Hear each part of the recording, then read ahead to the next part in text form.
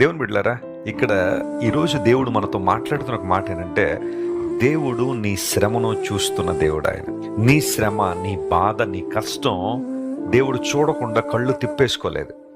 చాలామంది అనుకుంటారు దేవుడు నన్ను చూడడం లేదేమోనని. ఆయన ఎక్కడో ఉంటారండి, పరలోకంలో చాలా బిజీగా ఉంటారు. ఆయన చుట్టూ దూతలు, ఆయనకి ఎన్నో బాధ్యతలు, ప్రపంచంలో ఎన్ని కోట్ల మంది ప్రజలు. మరి ప్రజలేనా? ప్రాణులు, జీవులు, నేలను పాకే పురుగులు, కంటికి కనబడిన సూక్ష్మ జీవులు, ఇవన్నీ కూడా దేవుని మీద ఆధారపడి ఉంటాయి కదా. వాటన్నిటిని చూసుకోవడం దేవుడు చాలా బిజీ. అందరూ బట్టి నన్ను ఏం పట్టించుకుంటారండి, నా శ్రమను ఏం చూస్తాడని చెప్పి కొంతమంది మాట్లాడుతుంటారు.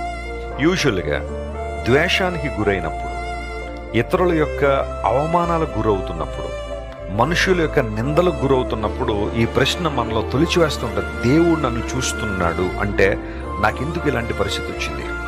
ఆయనను గమనిస్తున్నప్పుడు, నన్ను చూస్తున్నప్పుడు నాకు ఎందుకు ఈ దుస్థితి రావాలి? ఈ ఓటమి ఎందుకు రావాలి?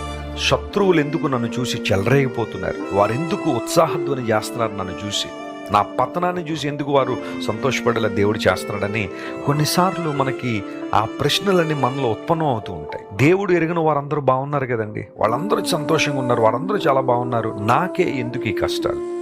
నాకే ఎందుకు ఈ ఓటమి? నాకే ఎందుకు ఈ లోట్లు, అక్కర్లు? ఈ రోజు గడిస్తే రేపు ఎలా అని ఆలోచించుకునే పరిస్థితులకు నేను వచ్చేసాను. నా భర్త నన్ను వదిలేశాడు, నా భార్య నన్ను వదిలిపెట్టేసి, నా పిల్లలు హేళన చేసేస్తున్నారు. పోనీ ఉద్యోగం అంటారా, అది ఎప్పుడు ఉంటుందో తెలియట్లేదు, ఎప్పుడు ఆ ఉద్యోగం పోద్దో తెలియదు. అలాంటి పరిస్థితుల్లో నేను ఈ సంఘర్షణ ఎదుర్కోలేకపోతున్నాను అని చాలామంది బహుశా వేదన పడుతూ ఉండొచ్చు. ఎగ్జాక్ట్గా లేయ అలాంటి పరిస్థితుల్లో ఉన్నప్పుడు దేవుడు లేయని జ్ఞాపకం చేసుకున్నాడు. నువ్వెంత ద్వేషించబడుతూ ఉంటావో, ఎంత నలిగిపోతూ ఉంటావో, ఎంత అణిచివేయబడుతుంటావో అంతగా దేవుడిని ఆశీర్వదిస్తాడు. Do you know that? అది దేవునికి లక్షణం.